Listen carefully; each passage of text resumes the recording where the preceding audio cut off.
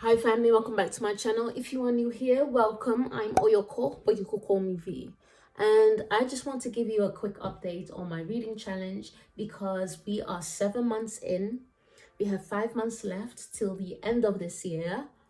And I have read 7 books this far. And if you have seen my reading challenge, I will make sure to link it somewhere. If you've seen the reading challenge video, you will know that I wanted to read 10 books. And I'm doing well. I'm on 7 books and I'm happy about that. I have read so far.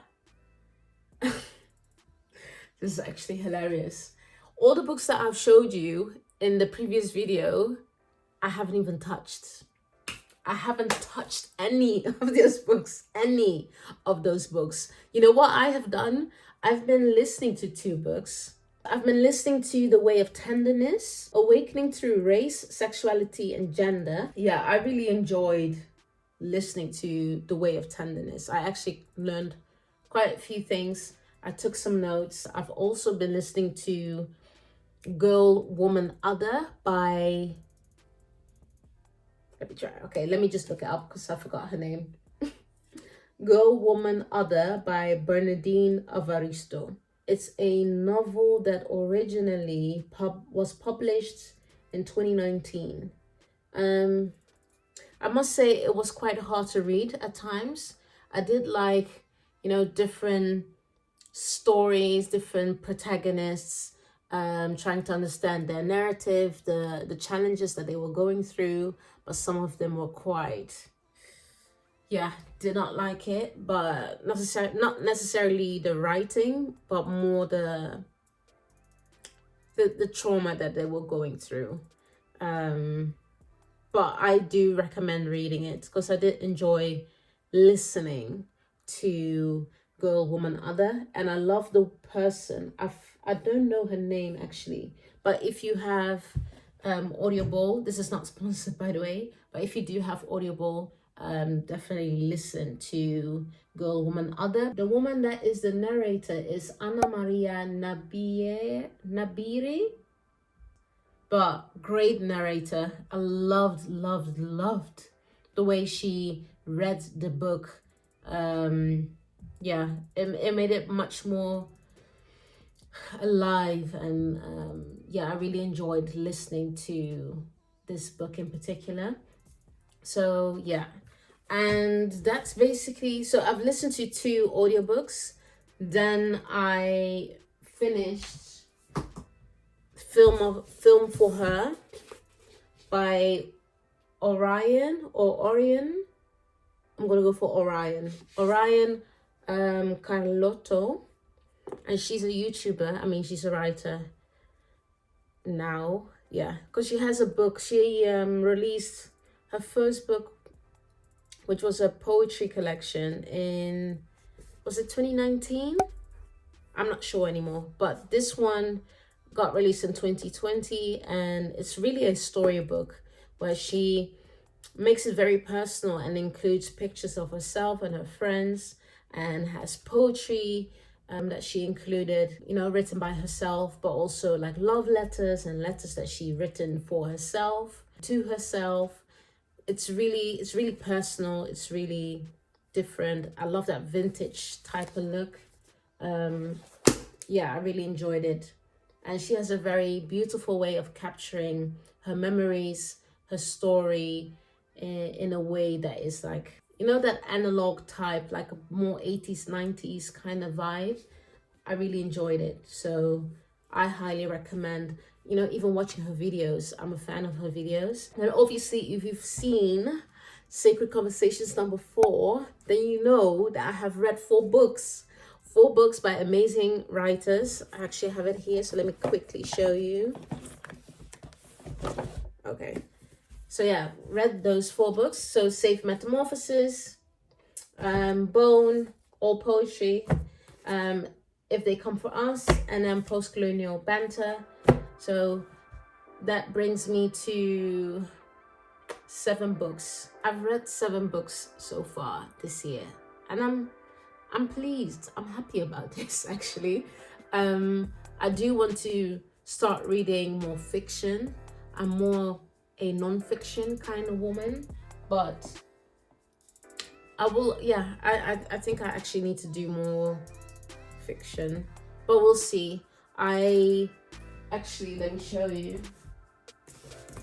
I started Homegoing by Ya Gyasi, I think early 2020, but it was quite hard to, continue because for those who do not know, you have some scenes that takes place in Cape Coast in the Wilhelmina Castle, which is a slave port.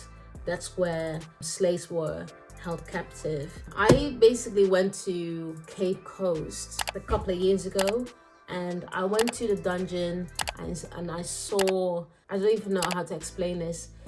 There was this very like dark, gloomy energy. It was very off. It felt terrible to be there, and I cannot even imagine the circumstances, even though we have more information now, like ever before, about the conditions that these people were forced to be living under.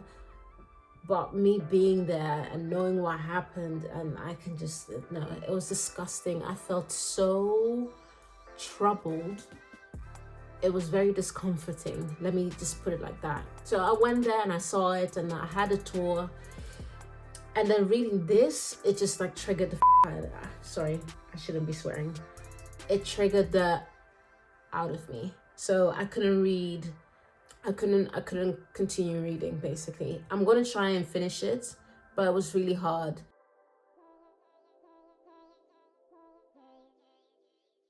I've been focusing on listening to podcasts. I've been focusing on buying books. I actually want to show you, let's see.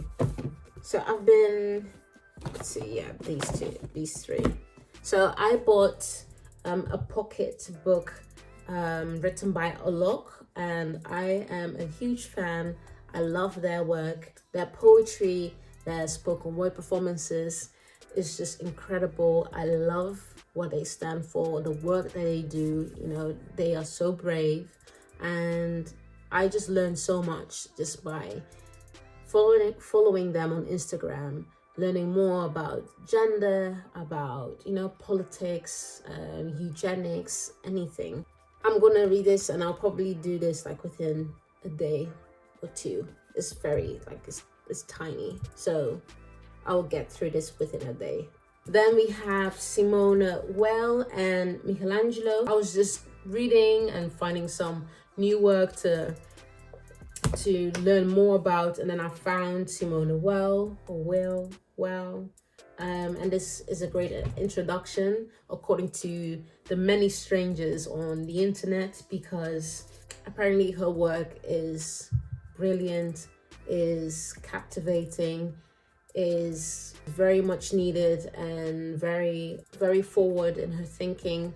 And yeah, I just wanted to know more about her. I got intrigued by the many testimonials and people were just praising her for her work, for her knowledge and her writing. So she is a philosopher, a critic, a sociologist, a political activist, and a theologian. So yeah, I cannot wait to learn more about this woman. I also got Michelangelo, Poems and Letters. Haven't started it yet because obviously I have many other books that I still need to finish, but I will start reading this when I feel that I'm ready, because I'm not really familiar with his writing, just with his sculptures. And why not explore another side of his artistry? So that's the reason why I got Michelangelo. And what I am currently reading is, let me show you, poetry book. I mean, you've seen this a couple of times probably. I just decided to pick this up again. Flowers on the Moon by Billy Chapata, and I'm reading The 48 Laws of Power.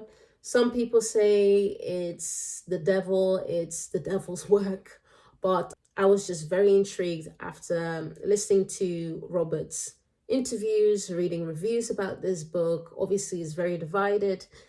Some people are highly against it because it's about manipulation, it's about deceiving people.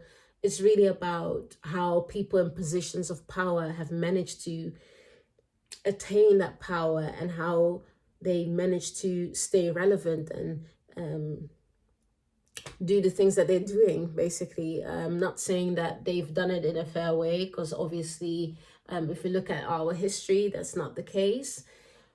But it is still interesting to learn about these techniques, these tactics, and how they use psychology, how they use their status, what laws are at play when they are trying to seize power, and how that looks like. And he does this in a way where he breaks it down. You know, you have the observation where he focuses on a historical story, a historical figure, but also he uses folklore. He uses all these different stories to explain and dissect and break down what the law entails and what you should do and what you shouldn't do if you want to use this particular law to your advantage. And the reason why I am reading this is for two reasons. I mean, I don't know if I should even explain myself. I should not explain myself. I will not explain myself.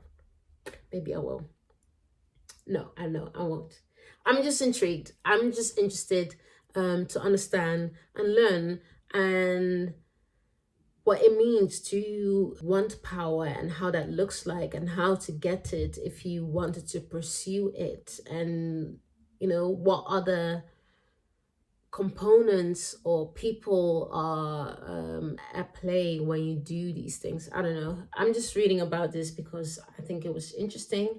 I got very intrigued because so many people are talking about this, and I really think it's really about the individual. It's the individual that will decide if they want to use it for you know, negative purposes or use it in a bad way. It's not the book itself, it's the person that's reading the book that will dictate or essentially amplify their character. You can read it to understand how people might use any of these techniques that are being discussed in this book against you, so you know when to clock and guard yourself, or you can use it and apply those laws into your life. But to say that this is the devil's book, it's a bit far-fetched. But I kind of understand why people are worried, but not to say that if you read this book you suddenly have a Machiavellian mindset. It really depends on you as the individual who's reading the book.